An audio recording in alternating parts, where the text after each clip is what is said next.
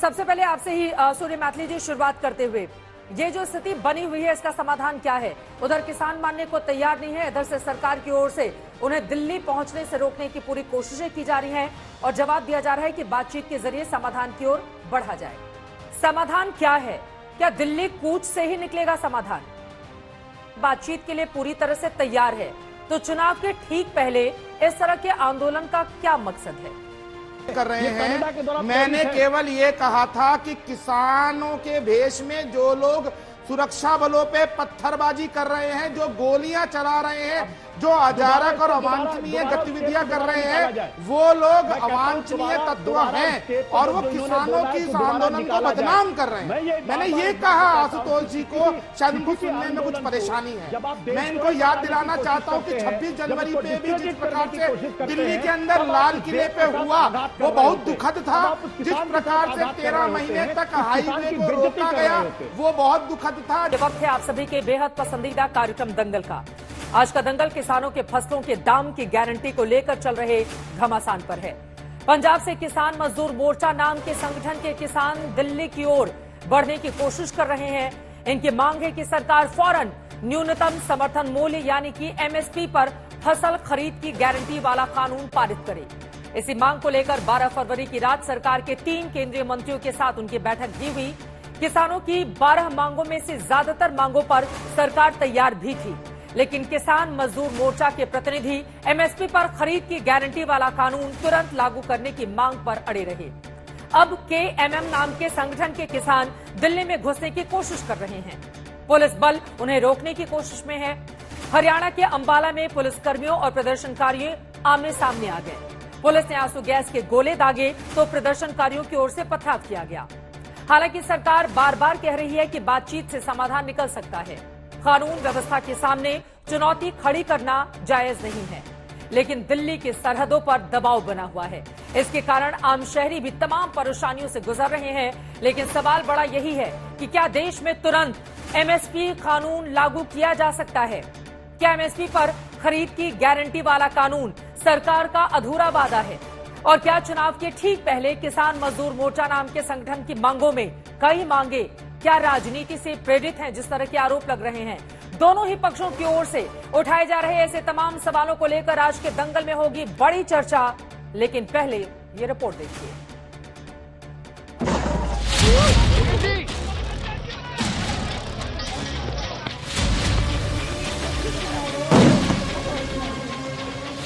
तस्वीर बेहद चिंताजनक यहाँ से आपको लगातार हम दिखा रहे हैं।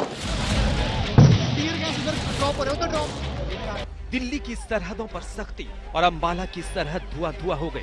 हजारों ट्रैक्टर दिल्ली में घुसने के लिए तैयार है। सरकार दिल्ली को अराजकता का बंधक बनाने से बचाने की कोशिश में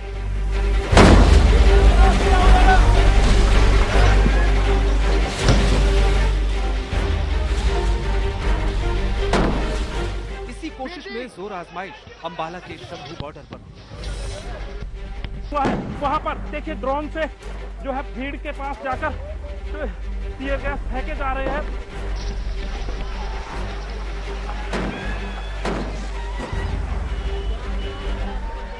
बैरिकेडिंग तोड़कर घुसने की कोशिश करने वाले किसानों पर पुलिस टीयर गैस दाग रही थी। किसानों की भीड़ में घुसे उपद्रवी पत्थर मार रहे थे।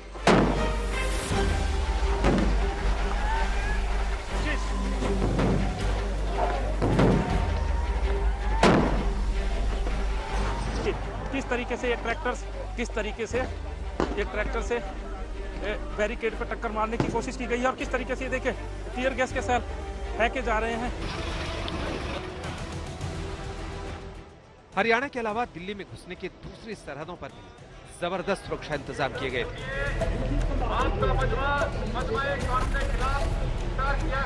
पीरागढ़ी से लेकर के बहादुरगढ़ और बहादुरगढ़ से दिल्ली, ये अब रास्ता ब्लॉक हो चुका है। ये देखिए तस्वीरों में जब ये पत्थर और रखा जाएगा उसके बाद आप समझ लीजिए कि पूरी तरह से जो हिस्सा सुबह से खुला हुआ था वो ट्रैफिक के लिए पूरी तरह से बंद हो जाएगा। दिल्ली की अंतर्राज्यीय सीमा जो है वो किसी अंतर्राष्ट्रीय सीमा से कम नहीं लग रही है। और पेरीफेरी जो होती है, कहते हैं ना बॉर्डर पर आप एक लेयर बैरिकेडिंग करते हैं, यहाँ जितने लेयर हैं इसकी गिनती मुश्किल है। सिंघू बॉर्डर पर किसानों को रोकने के लिए दिल्ली पुलिस की तरफ से आरसीसी के जो बैरिकेड्स किए गए थे उनको अब यहाँ पर पक्का किया जा रहा है। दिल्ली को किसी उपद्रव से बचाने के लिए ट्रैफिक डायवर्जन से लेकर मेट्रो स्टेशन पर पाबंदियां लगाई गई और ये सब इसलिए हो रहा था क्योंकि पंजाब के कुछ किसान संगठन फौरन एमएसपी गारंटी कानून की मांग को लेकर दिल्ली को घेरने की घोषणा कर चुके थे और केंद्र के 3 मंत्रियों के साथ बैठक के बावजूद सहमति नहीं बनी। ये बात उन्हें भी समझना चाहिए कि जो बात वो कह रहे हैं सरकार की पद्धति होती है, सरकार के मापदंड होते हैं कि जो ऐसे मामले जो राज्यों से सन्निहित है उनके साथ भी बातचीत करना। आंदोलन करने चले किसानों से केंद्र सरकार ने 12 फरवरी की रात ही मुलाकात की। उसमें किसानों की मुख्य मांगों में एमएसपी खरीद की गारंटी कानून, किसानों का पूरा कर्ज माफ, किसान मजदूरों को पेंशन, किसान आंदोलन में हुए मुकदमे वापस करने जैसी मांगे थी। तो लखीमपुर मामले में दोषी को सजा, भूमि अधिग्रहण कानून 2013 लागू करना, वर्ल्ड ट्रेड समझौते रद्द करने जैसी मांगे भी थी। लेकिन सबसे बड़ी मांग न्यूनतम समर्थन मूल्य पर 24 फसलें खरीदने की गारंटी का कानून बनाने की थी। एमएसपी में 2013 और 14 की तुलना में 2023-24 में आज एमएसपी की दर क्या है? हम भी चाहते हैं कि किसानों के किसी भी ऐसे उत्पाद जिसमें एमएसपी दर तय होता है वो उसके माध्यम से उससे कम में ना बिके। लेकिन एमएसपी के मामले में ये बात कहते हुए कि हमें अभी ही सारी चीजें हो जाना चाहिए, ये मैं समझता हूं कि राजनीति से प्रेरित नहीं होना चाहिए। दरअसल किसानों की मांग है कि 3 कृषि कानून वापसी के वक्त सरकार ने एमएसपी गारंटी कानून का वादा किया था, लेकिन अभी तक वादा पूरा नहीं हुआ। दरअसल मुश्किल ये है कि सरकार ऐसा कानून बनाती है तो कम से कम 10 लाख करोड़ रुपए के फसलों की खरीद सरकार को करनी पड़ेगी। ये रकम देश में इंफ्रास्ट्रक्चर पर हो रहे सालाना बजट खर्च के करीब बराबर है और जहां कुल बजट खर्च 45 लाख करोड़ रुपए हो, वहां सिर्फ फसल खरीद के लिए 10 लाख करोड़ रुपए खर्च करना मुमकिन नहीं दिखता। हालांकि इन सच्चाइयों को बखूबी समझते हुए भी राजनीतिक दल और नेता सिर्फ राजनीति के लिए फौरन एमएसपी कानून का समर्थन कर रहे हैं। जब प्रधानमंत्री ने 3 काले कानून को वापस लिया था, कृषि कानून को वापस लिया था, तब उन्होंने कुछ वादे किए थे किसान संगठनों को, वो वादा पूरा नहीं हुआ है। जो सरकार किसानों के नेता चौधरी चरण सिंह जी को सम्मान दे रही हो, भारत रत्न, आखिरकार किसान को एमएसपी क्यों नहीं? केंद्र सरकार ने भी कहा है कि एमएसपी कानून का अर्थव्यवस्था पर असर समझने के लिए और तमाम पक्षों से बातचीत के लिए कमेटी बनाने को तैयार है। लेकिन पंजाब से हजारों ट्रैक्टर लेकर दिल्ली फतेह करने की घोषणा के साथ बढ़ रहे किसान फौरन कानून चाहते हैं और इसी मुद्दे को लेकर अब सरहदों का कोहराम मचा है। शंभू बॉर्डर से सत्येंद्र चौहान, टिकरी बॉर्डर से ऐश्वर्या पालीवाल, सिंघू बॉर्डर से अमित भारद्वाज और गाजीपुर बॉर्डर से आशुतोष मिश्रा के साथ आज तक के। इस रिपोर्ट को देखने के बाद आपके अंदर कई ऐसे सवाल होंगे जो यकीनन उठ रहे होंगे, जिसका जवाब तलाशने की हम दंगल में करेंगे कोशिश। खास मेहमान हमारे साथ जुड़ चुके हैं, उनका परिचय आपसे करवाऊं, लेकिन इस वक्त हालात कैसे बने हुए हैं ये जानने के लिए सीधे रुक कर लेते हैं सिंध बॉर्डर का, जहां से सुशांत मेहरा हमारे सहयोगी इस वक्त हमारे साथ जुड़ चुके हैं। सुशांत, अभी की क्या तस्वीर बन रही है? और वहां पर किसान मानने को तैयार नहीं है, वो दिल्ली कूच करना चाहते हैं, दूसरी तरफ से जवान उनको रोकने की कोशिश कर रहे हैं। क्या तस्वीरें दिखाएंगे सुशांत आप? देखिए चित्र, सबसे पहले तस्वीरें दिखा दूं कि सिंघू बॉर्डर को पूरी तरीके से किले में तब्दील कर दिया गया है। ये NH1 का हाईवे है जहां से लोग दिल्ली से हरियाणा की तरफ प्रवेश करते हैं, लेकिन इस पूरे रूट पर इस तरीके से बैरिकेड करके दोनों तरफ इस पूरे हाईवे को बंद कर दिया गया है। इस पूरे फ्लाईओवर पर, चाहे वो सर्विस रोड हो चाहे वो फ्लाईओवर हो, उसमें कई लेयर की बैरिकेडिंग जो है वो की गई है। आसमान से लेकर के हर जगह तक पुलिस की पैरा निगरानी जो है वो रख रही है। ड्रोन के जरिए यहाँ पर निगरानी रखी जा रही है कि कहाँ तक कोई लीप होल जो है वो यहाँ पर न रहे कि किसान दिल्ली की तरफ कूच करे। जो परिस्थितियां अंबाला के अंदर हुई है, कई वैसी परिस्थितियां दिल्ली में ना हो जाए, और इस तरीके को ध्यान में रखते हुए पुलिस पूरी तरीके से मुस्तैद है। आप देख सकते हैं कि क्रेन का इस्तेमाल करके पूरा इस ब्लॉक को बंद कर दिया गया है। कोई भी आवाजाही अब यहाँ पर नहीं हो सकती है। साथ ही कई सारे जवान जो है वो आपको यहाँ पर नजर आएंगे, जिनके हाथ में लोहे के रॉड्स भी जो है वो डंडे नजर आ रहे हैं। यानी अगर किसान आते हैं तो उनको किस तरीके से काउंटर करना है, ये पूरी व्यवस्था जो है वो पुलिस प्रशासन की तरफ से की गई है। टीयर गैस का इस्तेमाल यहाँ पर पुलिस जो है वो करेगी। इसके साथ साथ आरपीएफ की टुकड़ी यहाँ पर तैनात की गई है। ये जो सादे कपड़े में लोग दिखाई दे रहे हैं, हाथों में डंडे हैं, ये कौन लोग हैं? पुलिस इनको दूसरी तरफ ले जा रही थी। देखिए, ये दिल्ली पुलिस की स्पेशल सेल के लोग हैं। ये लोग जो कि सिविल वर्दी के अंदर हैं, लेकिन ये पूरी तरीके से निगरानी रखते हैं कि कौन सा शख्स जो इस तरीके के आंदोलन के अंदर कई जो एंटी एलिमेंट्स जो हैं उनकी पूरी निगरानी करता है। इस तरीके की दिल्ली पुलिस की जो जवान है वो भी आपको सिविल वर्दी के अंदर यहाँ पर नजर आएंगे। साथ ही साथ आप देखिए, ये आरपीएफ की टुकड़ी है। जैसे जैसे ये पता चल रहा है कि अम्बाला की स्थितियां खराब हो रही है, उसको नजर रखते हुए इस पूरे इलाके में जो पैरामिलिट्री फोर्सेस है उनकी संख्या जो है बढ़ा दी गई है। सुबह तक यहाँ पर आरपीएफ थी, अब यहाँ पर सीआरपीएफ भी जो है वो तैनात की गई है।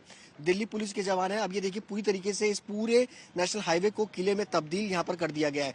कोई भी व्यक्ति भी अगर चाहे तो वो यहाँ से नहीं गुजर सकता, उसको कई तरीके के बैरिकेडिंग से जो है वो गुजरना पड़ेगा। इसके अलावा अगर आप ये तस्वीरें देखें, मैं अपने कैमरामैन से कहूंगा कि यहाँ पर भी तस्वीरें दिखाएं कि यहाँ पर क्रेन के जरिए इस तरीके के जो बैरिकेड्स हैं वो सड़कों के हर किनारे पे रखे जा रहे हैं। मैं लौट रही हूँ आपके पास, उसके पहले बड़ी खबर इस वक्त आ रही है। अंबाला शंभू बॉर्डर पर प्रदर्शनकारियों का पथराव, इस तरह की खबर निकलकर सामने आई है। शंभू बॉर्डर पर अब तक 13 लोग जख्मी हुए हैं। शंभू बॉर्डर से यह खबर निकलकर आ रही है, वहां पर 13 लोग जख्मी हुए हैं। प्रदर्शनकारियों की ओर से पथराव किया गया है। अब स्थिति कैसे संभलेगी, ये बड़ा सवाल बना हुआ है। आपको बता दें, लगातार आंसू गैस के गोले दाग रही है पुलिस। ये तस्वीरें आपके सामने हैं और आप देखिए कितनी बड़ी तादाद में वहां पर प्रदर्शनकारी उमड़े हुए हैं। कमलजीत मेरी सहयोगी इस वक्त जुड़ चुके हैं ज्यादा जानकारी के साथ। कमलजीत, शंभू बॉर्डर पर 13 लोग जख्मी हुए हैं, पथराव हुआ है, किस तरह की और जानकारी देंगी आप?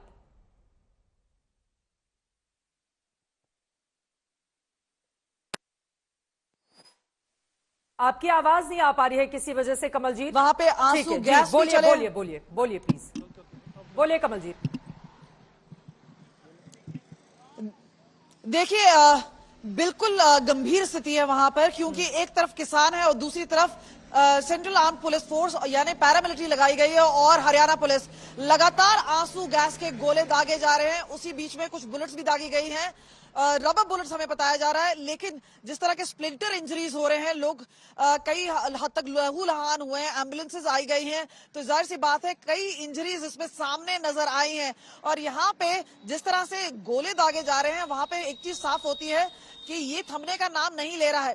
दोनों तरफ से इरादे बिल्कुल पक्के हैं, किसानों के भी हैं, क्योंकि वो ब्रीच करना चाहते हैं, दिल्ली कूच करना चाहते हैं। और शंभू बॉर्डर में सुबह से ही पहुंच के, यानी सुबह से तैयारी थी, लेकिन दोपहर को जब किसान पहुंचे तभी से वहां पर आंसू गैस के गोले दागे जा रहे थे। और उसके बाद हमने देखा किस तरह से ड्रोन का इस्तेमाल करते हुए, और वहां पर जिस तरह से स्टोन पेल्टिंग, ऐसा नहीं है, जो क्राउड्स है वहां पे भी उत्तेजित थे। और उसके बाद काफी हद तक कई किसान हैं वो आगे मोर्चा संभाल रहे हैं, बाकी लोग इंतजार कर रहे हैं कि एक बार मोर्चा आगे खुल जाए तो वो सीधा आगे दिल्ली की तरफ बढ़ते रहें।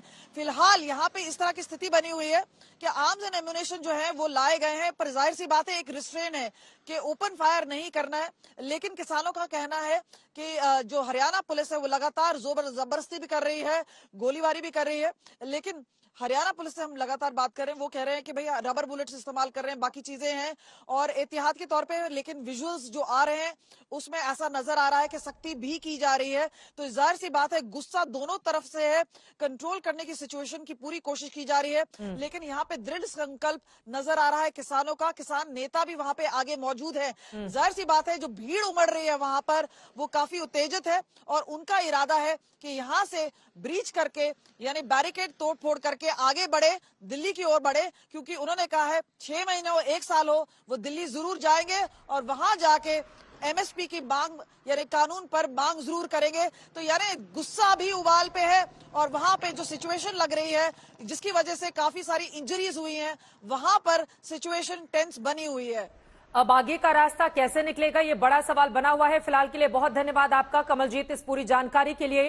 तस्वीरें आपके सामने हैं, एक तरफ से आंसू गैस के गोले छोड़े जा रहे हैं तो दूसरी तरफ से प्रदर्शनकारी ये संगरूर की तस्वीरें आपको दिखा रहे हैं। आप देखिए कितनी बड़ी तादाद में किसान संगठन के लोग यहां पर इकट्ठा हुए हैं, ये मानने के लिए तैयार नहीं है। इनका कहना है कि दिल्ली तो जाएंगे ही जाएंगे, लेकिन दूसरी तरफ से प्रदर्शनकारी किसानों को रोकने के लिए पुलिस की ओर से वहां पर इनको हटाने के लिए आंसू गैस के गोले छोड़े जा रहे हैं। आपको बताते चले, किसान मजदूर मोर्चा KMM के बैनर तले ये किसान इस वक्त आंदोलनरत हैं और उनकी ओर से कहा जा रहा है कि सरकार ने जो वायदे किए थे वो वायदे पूरे किए जाएं। ये अभी की ताजा तस्वीरें हम आपको दिखा रहे हैं। किसानों की ओर से लगातार विरोध प्रदर्शन जारी है और तादाद उनकी बढ़ती हुई चली जा रही है। तस्वीरें इसकी गवाही दे रही हैं। दिल्ली की ओर बढ़ने की कोशिश में लगातार ये किसान लगे हुए हैं और इसी पर चर्चा करने के लिए खास मेहमान हमारे साथ जुड़ चुके हैं। उनका परिचय आपसे करवा देती हूँ। सूर्या मैथिली जी स्टूडियो में हमारे साथ जुड़ चुके हैं। आप राजनीतिक विश्लेषक हैं। आशुतोष जी पॉलिटिकल एनालिस्ट हमारे साथ जुड़े हुए हैं, आपका भी बहुत स्वागत है। पंकज शर्मा जी पॉलिटिकल एनालिस्ट हमारे साथ जुड़े हुए हैं। हमारे साथ मौजूद हैं मेजर सिंह पूनावाल जी, आप लीडर हैं संयुक्त किसान मोर्चा का, आपका भी स्वागत है। VM सिंह जी हमारे साथ जुड़े हुए हैं, आप किसान नेता हैं। और वीरपाल सिंह जी हमारे साथ जुड़े हुए हैं, आप भी किसान नेता हैं, एग्रीकल्चर एक्सपर्ट हैं। आप सभी का बहुत स्वागत है। सबसे पहले आपसे ही सूर्य मैथिली जी शुरुआत करते हुए, ये जो स्थिति बनी हुई है इसका समाधान क्या है? उधर किसान मानने को तैयार नहीं है, इधर से सरकार की ओर से उन्हें दिल्ली पहुंचने से रोकने की पूरी कोशिशें की जा रही हैं और जवाब दिया जा रहा है कि बातचीत के जरिए समाधान की ओर बढ़ा जाए। धन्यवाद चित्रा जी। पहले तो आपको और पूरे देश को भारत माता की जय, वंदे मातरम, जय जय श्री राम। देखिए, आज आपने देखा किस प्रकार से पुलिस के ऊपर पत्थरबाजी की गई, यहाँ तक कि मैंने तो ये भी देखा कुछ वीडियोस में कि गोलियां भी चलाई गई हैं। जिस प्रकार से ट्रैक्टरों के द्वारा हमला किया गया वो याद ताजा हो जाती है, जैसा कि हमने लाल किले के अंदर और दिल्ली में अराजकता की स्थिति में देखा था। मैं आपको बताना चाहता हूं चित्रा जी कि ये जितना भी आंदोलन है, आप देखिए जिस प्रकार से दोनों कैबिनेट मंत्री, 3 कैबिनेट मंत्री मिले, लगातार 3-3, 4-4 घंटे की बैठक हुई, बातचीत हुई। सरकार ने इनकी 12 या 13 मांगों में से 10 तो मान ली, बाकी 2 या 3 मांगों पे ये अड़े रहे। तो ऐसा मेरा मानना है कि ये किसी भी हालात में स्थिति को खराब करना चाहते हैं, किसी भी हालात में लॉ एंड ऑर्डर खराब करना चाहते हैं। नरेंद्र मोदी जी जिस प्रकार से लगातार किसानों के लिए कार्य कर रहे हैं, उस कार्य में कहीं ना कहीं विघ्न फैलाने का काम ये लोग कर रहे हैं। और मैं आपको बताऊं चित्रा जी, यदि इनकी इन्वेस्टिगेशन होगी तो कहीं ना कहीं कुछ तार ऐसे भी आपको निकल के आएंगे जो कि देश विरोधी अवांछनीय तत्वों के संग जुड़े हुए होंगे। हमने पिछली बार भी देखा था। आप करवाएंगे। यहाँ पर देखिए कितनी बड़ी तादाद में ये जो किसान हैं, अलग अलग संगठनों के हैं, एक साथ लोग हैं। इनका ये कहना है कि आपने जो वादे किए थे सरकार की ओर से वो पूरे नहीं किए गए, लेकिन आपका एक पक्ष है। वीरपाल सिंह जी अब सीधे आपके पास आते हुए, समाधान क्या है? क्या दिल्ली कूच से ही निकलेगा समाधान? आपके सभी दर्शकों को नमस्कार करने चाहूंगा और दूसरे मैं आपको बताऊंगा, जैसे अभी ये मेरे भाई कह रहे थे सूर्य जी, कि सरकार हर समय किसानों के बात करने के लिए 24 घंटे दरवाजे खुले सरकार के। सरकार हर समय तैयार रहती है किसान भाइयों से बात करने के लिए। और कल मीटिंग चल रही थी, 10 बातें उनकी मान ली गई थी,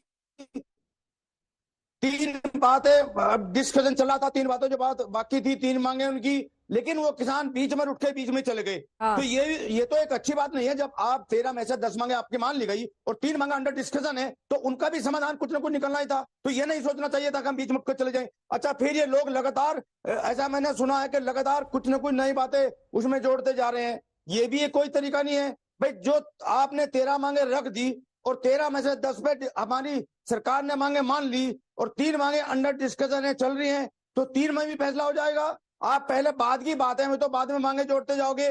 कभी कभी ये लोग कह रहे हैं WTO से निकल जाओ, कभी कहते हैं FTA से अलग हो जाओ, कभी भाई देखो सारी बातें एक बार नहीं होती। जो किसान की एट प्रेजेंट मांगे हैं, किसान की मेन जो मांगे जा रहे हैं कि जो MSP पे गारंटी है। और फिर अभी मैं आपके एक बात और लेनी चाहूंगा, अभी कांग्रेस के एक को भाई जयराम रमेश जी साथ बोल रहे थे, वो काले कानून कह रहे थे और सरकार को कोस रहे थे। अरे पहले आप ये बताइए 3 काले कानून वो कौन से थे? क्या ठीक है सर, अभी हम राजनीति पर नहीं जाएंगे, अभी हम किसानों के मुद्दे पर रहते हैं जो मांग उन लोगों की ओर से की जा रही है। मेजर सिंह पूनावाला जी, आप संयुक्त किसान मोर्चा से हैं, आपके पास आते हुए यहाँ पर 2 हमारे जो गेस्ट हैं उनके ओपनिंग रिमार्क आपने सुन लिए।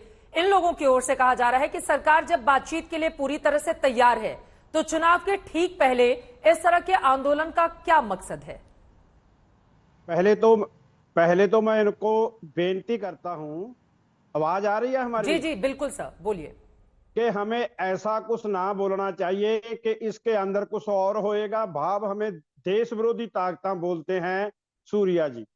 जे कुछ आपने दिल्ली भी बोल लिया, हम 13 महीने रहे, हमने किसी का कुछ भी नहीं नुकसान किया उस सरकारी प्रॉपर्टी का। हमें वहां भी आतंकवादी कहा, उसमें हम माओवादी भी कहा, हमें बाहर से आने वाले फंड भी बोला आपने।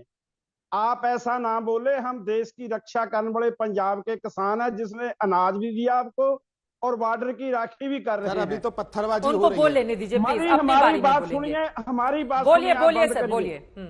दूसरी बात रही हमारी मांगों की, एमएसपी की बात उन्होंने की है। जब हम दिल्ली से वापस आए से हमारा मोर्चा उठाकर हमें सरकार ने 9 दिसंबर को केंद्र ने लिखती वादा किया था कि हम इन मांगों को पूरा करेंगे। उसमें एमएसपी था, एमएसपी पर उसने 2 साल में कुछ नहीं किया। बोलते हैं कि उसको दूसरी स्टेट में विचारना है, हमें इतना पैसा चाहिए। 2 साल में सरकार ने की किया। दूसरा है जो लखीमपुर खीरी में हुआ, सिट ने भी बोला कि इन्होंने लोगों ने प्लान इनको किसानों को कुचला, उल्टा हमारे पर भी किसानों पर पर्चे दर्ज किए। वो क्या उन्होंने किया उस पर लखीमपुर खीरी का जो हमारे साथ वादा किया था? हमारे साथ वादा किया था बिजली बिल 2020 को हम पास नहीं करेंगे, किसानों के साथ बात करके इनको पास करेंगे। वो सरकार पार्लियामेंट में लाई, स्टैंडिंग कमेटी के पास पड़ा है। हमने कोई मांग और नहीं जोड़ी। जब हम दिल्ली से आए, वो जो 9 दिसंबर को हमें लिखती मिला, उन्हीं मांगों को हम दोबारा एक बार नहीं, हम 3 दिन सभी देश के राजधानियों में धरने लगाकर 26, 27, 28 नवंबर को गवर्नरों राही इनको मांग पत्र दिया, हमने डीसीओ राही मांग पत्र दिए। हमने बार बार सरकार को रिक्वेस्ट की है, बोला है कि हमारी जो मांगे हैं आपने किया था हम बाद में कर लेंगे। हम तो वापस आ गए थे। 2 साल में सरकार ने क्या किया है? ठीक है, हम जैसा बोलते हैं कि हमारी हालात की है सरकार ने। दिल्ली के रास्ते बंद कर दिए, सारे कंडियाली तार लगा दी, ऐसा कुछ तो पाकिस्तान के बॉर्डर में है। ठीक है, मैं जवाब ले लेती हूँ इस पर। हमारा सारा लिंक जी हाँ, आपने महत्वपूर्ण सवाल उठाए हैं, मैं जवाब ले लेती हूँ। सूर्या मैथिल जी, अब सवाल पूछा जाएगा ना कटीले तार, उसके बाद आशुतोष जी और वीएम सिंह जी, मैं फौरन आपके पास भी आ रही हूँ और हमारे साथ पंकज जी भी जुड़े हुए हैं। लेकिन कटीले तार लगा देना और फिर रोकने के लिए इस तरह से, तो वो जो तस्वीरें हैं वो पलट कर पूछा जाएगा ना कि किसान अगर आना चाहते थे तो आप आने देते, क्या जरूरत है उनको रोकने की? देखिए चित्रा जी, देश ने अभी 2 साल पहले भी देखा था किस प्रकार से राष्ट्रीय राजमार्गों को घेरा गया, जिस प्रकार से 13 महीने तक राष्ट्रीय राजमार्ग ब्लॉक किए गए और लगातार सरकार बातचीत करने को तैयार रही। सुप्रीम कोर्ट ने कमेटी बनाई, उसमें इन्होंने ज्वाइन नहीं किया, लगातार अपनी मांगों को बदलते रहे। जैसे कि अभी वीरपाल जी ने भी कहा, मैं एक आंकड़ा आपके सामने देना चाहता हूं एमएसपी के ऊपर। लगातार मोदी सरकार किस प्रकार से किसानों को आय को वृद्धि करने और एमएसपी पे काम कर रही है। गेहूं 2014-15 में जो एमएसपी मूल्य था वो 1400 रुपए था, लेकिन 23-24 के अंदर वो 2125 हुआ और अभी 24-25 में 2275 रुपए हुआ। उसका लागत मूल्य जो है 1128 था, जो 1100 रुपए जो 2014 में था 1735 रुपए 22-23 में हुआ, 1850 रुपए 24-25 में हुआ और उसका लागत मूल्य 1158 रुपए। और एक और मैं बता दूं, चना 3100 रुपए 2014-15 में था और आज 23-24 के अंदर वो 5335 रुपए हुआ। अब 24-25 में उसको बढ़ाकर 5440 रुपए किया गया और उसका लागत मूल्य 3400 रुपए है। मसूर दाल 2950 रुपए 2015 में था, 6000 रुपए पिछले साल रहा, इस साल 6425 रुपए हुआ, उसका लागत मूल्य 3405 रुपए हुआ। चित्रा जी, लगातार नरेंद्र मोदी सरकार जो है वो किसानों के लिए काम कर रही है। नरेंद्र मोदी सरकार ने किसानों की आय को वृद्धि करने के लिए हर संभव प्रयास किया। मैं ये पूछना चाहता हूं, या किसान नेता बैठे हुए हैं, एमएसपी का विषय जो है आप केंद्र के ऊपर प्रेशर देते हैं, क्या वो राज्यों का विषय नहीं है? आपने पंजाब सरकार के ऊपर कितना प्रेशर दिया, मैं आपसे पूछना चाहता हूं। आपने आखिर क्या कारण है कि केवल और केवल दिल्ली को टारगेट किया, दिल्ली के रोडों को आपने रोकने की कोशिश की, दिल्ली के स्मशानों में पत्थरबाजी की? आप उत्तर दीजिए। हमें भी टाइम, ये सीधा सीधा कहीं ना कहीं बोलने देते हैं, बाकी लोग भी इंतजार कर रहे हैं। जल्दी से सर, मेजर सिंह जी। खेती बाड़ी राज्यों का विषय है, आपने कानून क्यों बनाए? पानियों का सवाल है, जो हमारा बिजली डैम है बाखड़ा, आपने सीधा आपके हाथ में ले लिया। एजुकेशन स्टेटों का विषय है, आप सीधा उस पर दखल दे रहे हैं। सर थोड़ा पढ़िए तो सही, आप क्या कह रहे हैं? आप आज तक में बैठ के बात कर रहे हैं। हम कहते हैं स्टेटों पर आप दखलंदाजी करते आपने हैं। पंजाब सरकार के साथ कितनी बातचीत की है तो बताइए। हम पंजाब सरकार से पंजाब सरकार के साथ कितनी बातचीत की आपने एमएसपी के विषय में, बताइए आप मुझे। जो केंद्र के साथ है उसके साथ ना केंद्र की बात नहीं, आप राज्य के विषय पे बात कीजिए ना। आपने पंजाब के अंदर कितनी बात ठीक है, एक एक करके बाकी लोगों को भी लेकर आना चाहेंगे, चाहे राज्य हो या किसान हो, केंद्र हो, दोनों की जिम्मेदारी है किसानों के मुद्दे को एड्रेस किया जाए। इसमें किसी एक पर इस तरह से, लेकिन मैं आऊंगी, और भी बहुत सारे सवाल हैं क्योंकि 12 सवालों की लिस्ट पकड़ा दी गई है और सभी मांगने की बात बार बार कही जा रही है। कई उसमें इस तरह का परसेप्शन बन रहा है कि क्या वो राजनीति से भी प्रेरित है। वीएन सिंह जी, ये सवाल आपके पास आते हुए, अब एमएसपी की मांग, दूसरी मांगे तो समझ में आती हैं, लेकिन उसमें कई ऐसी मांगे हैं जिसको लेकर पूछा जा रहा है कि क्या ये राजनीति से प्रेरित नहीं है। और जब अब 1.5 महीने बाकी रह गए हैं लोकसभा के चुनाव में, उसके ठीक पहले इस तरह का कूच, ये क्या बताता है सर? मैं 2-3 चीजें बोलूंगा, ज्यादा नहीं। पहली चीज तो जो आपने पूछी है कि एमएसपी के बारे में, ये मांग आज की नहीं है। सन 2000 में 20 अक्टूबर से लेकर 27 अक्टूबर तक पीलीभीत से लेके जो ये डिमांड उठी थी, 250 किलोमीटर के रोड जैम, चक्का जैम सब था। राजनाथ सिंह जी को सीएम बनाया गया था, रामप्रवेश गुप्ता जी को हटाया गया था। ये डिमांड बहुत पुरानी है, ये मत कहिए। और अभी हमारे एक मित्र ने कहा कि एमएसपी का रेट 1400 था, 1400 से 2100 हो गया 10 साल के अंदर। भाई आंकड़ों की अगर बात करनी है, 7वां वेतन आयोग आया 2014 में, तब मिनिमम वेज था। उससे पहले क्या था? मिनिमम वेज था 7,000 रुपया, हो गया 18,000 रुपया। अपने लिए तो ढाई गुना हो गया। किसान के लिए अगर आपका जो आता है इनपुट कॉस्ट की कवर नहीं होती है, ये बहुत पुरानी डिमांड है। इस डिमांड को मीट करना पड़ेगा। एमएसपी गारंटी किसान मोर्चा, जिसका मैं कन्वीनर हूं, 250 संगठन है और मैं कह सकता हूं एक भी संगठन आज इसमें नहीं है, क्योंकि ये मुद्दा ऐसा है। हम दिल्ली आए थे 3 दिन के लिए, 6, 7, 8 अक्टूबर 2022 में। मेरे अपने खेत के अंदर हमने 3000 लोगों का डेलीगेशन वहां लेके आए थे। हमने किसी को तंग नहीं किया, पर क्योंकि सनसनी नहीं बनी उस समय, ना मीडिया ने कवर किया, हमने मंत्री जी को, तोमर जी को बार बार कहा कि आके हमारी बात सुन लो। किसी ने बात नहीं सुनी। ये मुद्दा ऐसा है, हम हाईकोर्ट गए, सुप्रीम कोर्ट गए, उत्तर प्रदेश में 5112 जो है ऑफ 2000 हमने केस फाइल किया और ये मुद्दा जो है कोर्ट के कहने पर खरीद हुई वहां पर चालू। राजनाथ सिंह जी से पूछ लीजिए, उनको मालूम है ये पूरा का पूरा। उस समय वो सीएम थे, उस समय रामप्रवेश गुप्ता के बदले वो आए थे। ये पूरी चीज फैक्चुअल पोजीशन है। हाँ, एक चीज मैं कंडेम करता हूं हमेशा, जब 26 जनवरी को भी हुआ था, तिरंगे का अपमान हुआ था, हम उठ गए थे वहां से जी। हमारा काम मलहम पट्टी कराना है, अस्पताल को तोड़ना नहीं है। पर एट द सेम टाइम ये वेलफेयर स्टेट है, वेलफेयर स्टेट के अंदर सरकार का भी काम है। अभी मंत्री जी ने बिल्कुल, ये महत्वपूर्ण बात आपकी ओर से कही गई है। मैं चर्चा में आगे बढ़ूंगी, उसके पहले बड़ी खबर आ रही है। किसान मजदूर मोर्चा के प्रदर्शन पर राकेश टिकैत की ओर से बयान सामने आया है। राकेश टिकैत किसान नेता ने कहा है कि सरकार को किसानों से बातचीत करनी चाहिए। किसान मजदूर मोर्चा KMM जिसकी ओर से ये मार्च निकाला गया है, जिसकी तस्वीरें आप देख रहे हैं दिल्ली कूच की, बीकेयू नेता राकेश टिकैत की ओर से बयान आया है। सरकार किसानों को रोकने की कोशिश नहीं करे, उनसे बातचीत की जाए, बातचीत के जरिए समाधान निकाला जाए। एमएसपी पर किसानों का प्रदर्शन जारी रहेगा, ये कहना है राकेश टिकैत का भी। आज ही पत्रकारों से बातचीत करते हुए राकेश टिकैत ने यह भी कहा कि अगर विपक्ष मजबूत रहता तो किसानों को इस तरह का प्रदर्शन नहीं करना पड़ता। लेकिन यहां पर आपको बताते चले कि जैसे ये खबर सामने आई है, उसके बाद राहुल गांधी की ओर से भी अब ये कह दिया गया कि अगर सरकार आती है तो फिर स्वामीनाथन की जो रिपोर्ट है उसको लागू कराया जाएगा। पंकज जी, मैं आपके पास आऊंगी, आशुतोष जी, लेकिन उसके पहले आपके पास आते हुए मैं आ रही हूं वीरपाल सिंह जी, बाकी लोगों की भी टिप्पणी ले लूं। आधे घंटे से दोनों लोग बैठे हुए हैं। आशुतोष जी, स्वामीनाथन जो कमेटी थी उसकी रिपोर्ट 2004 से 2006 के बीच तक की है, जब यहां पर मनमोहन सिंह की सरकार थी। उसके बाद 2009 में उनकी सरकार फिर से रिपीट होती है। उस समय अब सवाल पूछा जाएगा कि कांग्रेस पार्टी को क्यों याद नहीं आई। तो कांग्रेस पार्टी अगर आज की तारीख में किसानों के कंधे पर बंदूक रखकर अपनी राजनीति को क्या आगे बढ़ाने की कोशिश कर रही है, सवाल नंबर 1। और दूसरा सवाल यह है कि किस तरह की दिक्कतें आ रही हैं कि एक बार फिर से इस तरह की स्थिति इस वक्त बॉर्डर पर देखने को मिल रही है। किसान जवान आमने सामने हैं और एक तरफ सरकार है उनको रोकने की कोशिश करी है, दूसरी तरफ जिस तरह की तस्वीरें कटीले तार लगा के या आंसू गैस के गोले वाले, उसको कतई अच्छा नहीं कहा जा सकता है। आशुतोष जी, आप म्यूट हैं सर, प्लीज अनम्यूट कर दें खुद को। चित्रा जी, मैंने पहले भी कहा था और इस बार भी कहता हूं, किसी भी आंदोलन को इस तरीके से रोकने की कोशिश आजाद भारत में मैं पहली बार देखा।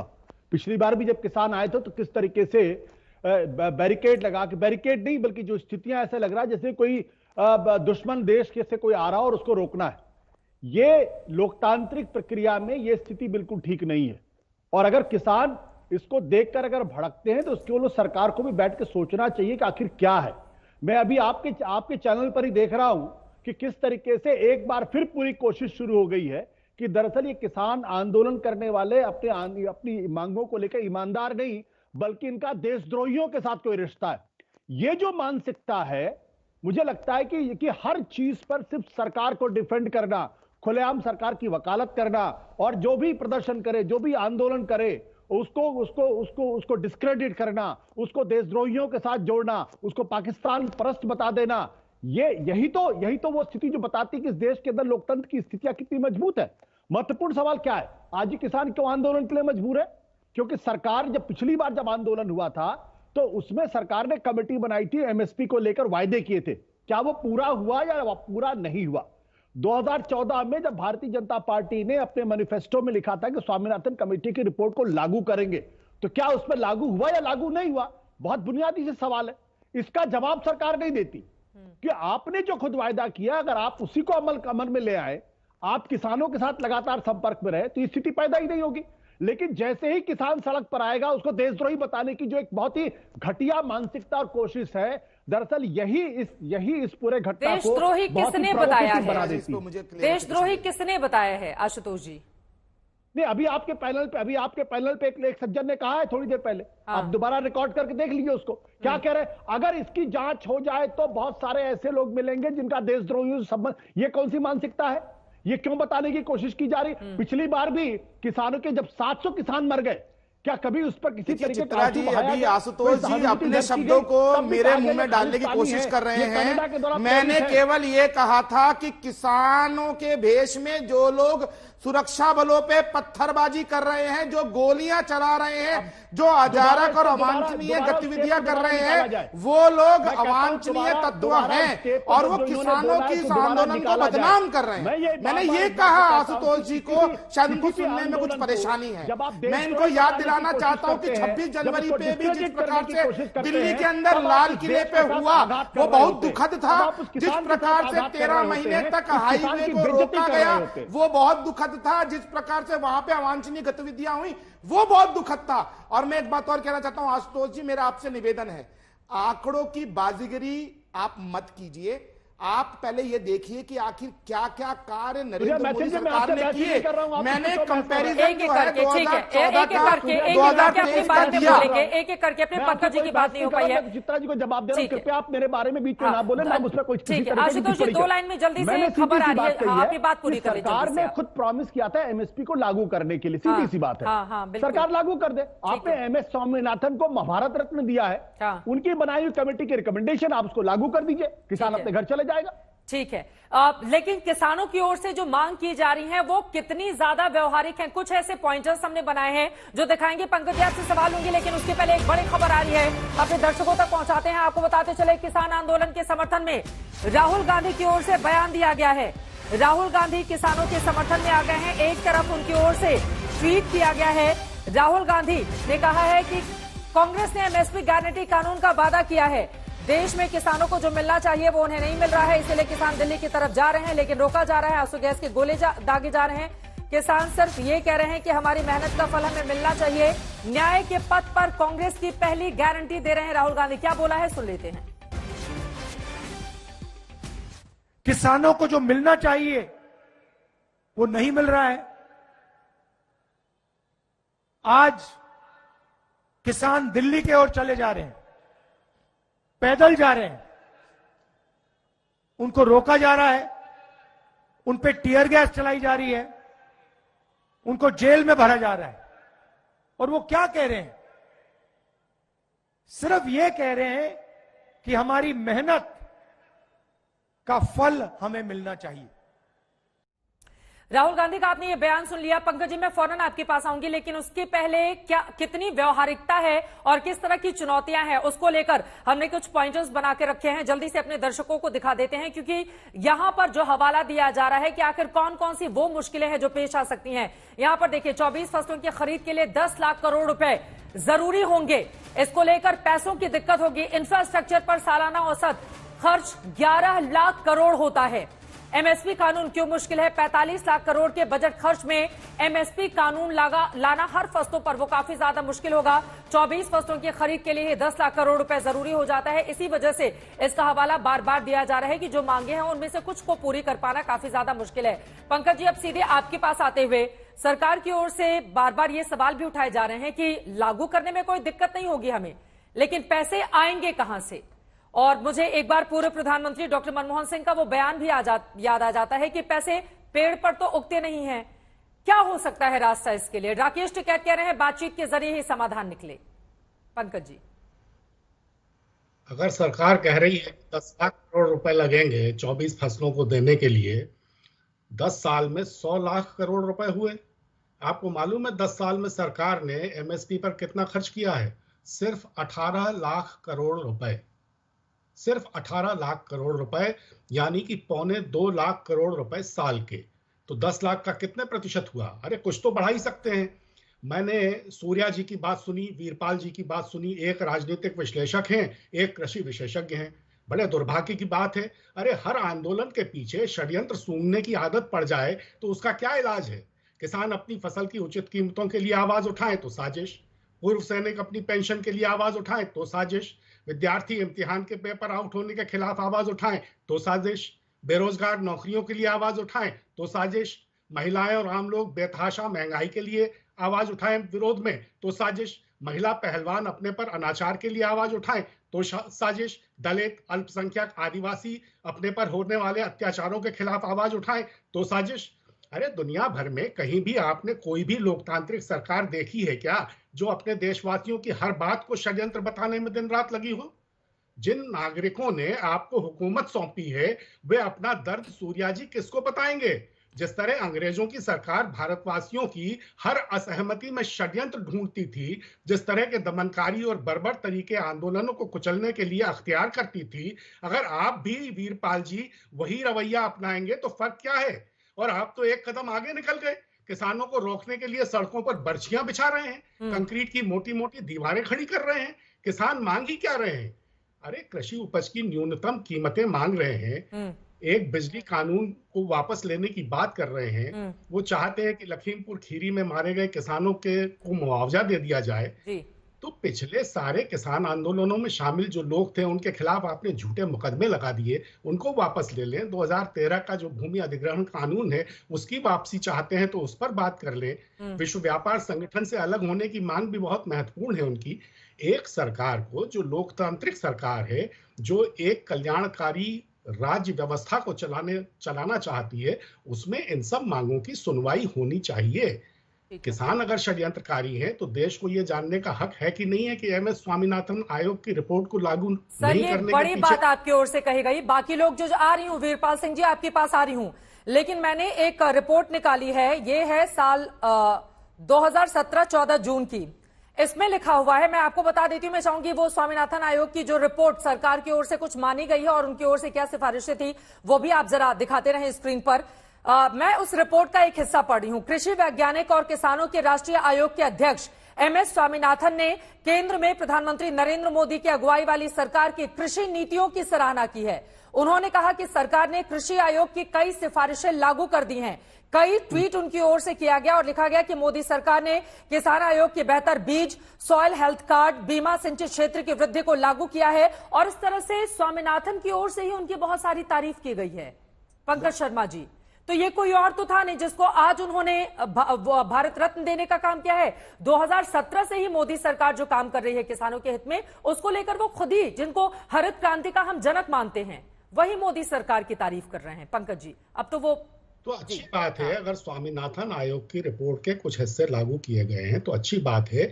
मेरा कहना यह है चित्रा जी कि आप हर आंदोलन को षड्यंत्र की निगाह से देखें, ये एक लोकतांत्रिक सरकार के लिए अच्छी बात नहीं है। आंदोलनों को एक विरोध के स्वर के रूप में लिया जाना चाहिए। अगर कुछ मामलों पर देश के नागरिकों की अपनी असहमति है तो उसकी सुनवाई होनी चाहिए। ये कहना कि सबके पीछे षड्यंत्र है, कुछ देशद्रोहियों से इनके तार जुड़े हो सकते हैं, ये सब बातें किसी भी एक प्रजातांत्रिक शासन व्यवस्था के लिए ये बड़ी बात आपकी ओर से कही गई। वीरपाल जी हाथ उठा रहे थे, जरा एक बार उनकी टिप्पणी मैं ले लेती हूँ। आप सर कुछ कहना चाह रहे थे? हाँ, पहले तो मैं आपको यही बताऊंगा, जब एक एमएसपी पे गारंटी की जो मीटिंग बनाई थी सरकार ने, उसमें एसकेएम संयुक्त किसान मोर्चे से 3 नाम मांगे गए थे और मुझे लगता है आज तक भी 3 नाम नहीं दिए गए। इनमें ही सहमति नहीं है, इसलिए बात गड़बड़ हुई। फिर मैं आशुतोष जी का जवाब दूं, आशुतोष जी की बात का जवाब दूंगा। आशुतोष जी, जब किसान लगभग 12-13 मांगे मान रहे हैं और सरकार ने 10 मांगे मान ली, तो इसका मतलब उस समय तक ना कोई कटीले तार थे, ना कोई बयानबाजी थी, ना कोई इन पर गलत बात कोई कह रहा था, कोई नहीं कह रहा। तो सरकार की नियत है इसका मतलब काम करने के लिए। अब मैं कहता हूं स्वामीनाथन जी की रिपोर्ट, कांग्रेस की सरकार थी और स्वामीनाथन, मैं भी उसी इंस्टीट्यूट में था, मैं भी वहीं से रिटायर हुआ हूं, और स्वामीनाथन साहब ने रिपोर्ट दे दी और 4 साल तक कांग्रेस ने ठंडे बस्ते में रख दी, उस रिपोर्ट को नहीं निकाला। जब बीजेपी सरकार केंद्र में आई, बीजेपी सरकार ने उस रिपोर्ट को निकाला। अब मैं राहुल गांधी की बातों का जवाब ही दे रहा हूं, मैं भी जानता हूं इस बात को। राजस्थान में जब चुनाव हुए, राहुल गांधी ने कहा था हमारी सरकार आएगी, हम अब किसानों की सारी बातें मान लेंगे, चाहे कोई भी बात हो, चाहे कितना भी कर्ज हो, कुछ भी बात हो। लेकिन जैसे इनकी सरकार बनी, कहते भाई पब्लिक ने डिमांड करी, किसानों ने डिमांड करी, शेख साहब आपने वादा किया था चुनाव से पहले ये मांगे पूरी करने के लिए, राहुल गांधी ने हाथ खड़े कर दिया कि नहीं भाई ये तो असंभव है। ठीक है सर, अब हम ज्यादा राजनीति में नहीं जाते हैं, ना राजनीति को इसमें इन्वॉल्व करते हैं। देखिए, ये सरकार की जिम्मेदारी है कि किसान अपनी बात अगर कह रहे हैं कि उनकी बात को गौर से सुने और जो भी मांगे जायज हो उनको मान लिया जाए। लेकिन दूसरा पक्ष यदि किसान खुशहाल होगा, किसान खुशहाल होगा तो देश खुशहाल होगा। किसान को यदि हमने खुशहाल कर दिया तो अलाइड जितने भी सेक्टर्स हैं सभी खुशहाल हो जाएंगे। आपकी बात हमें समझ में आ गई है। फिलहाल के लिए आप तमाम मेहमानों का बहुत धन्यवाद हमारे साथ चर्चा का हिस्सा बनने के लिए।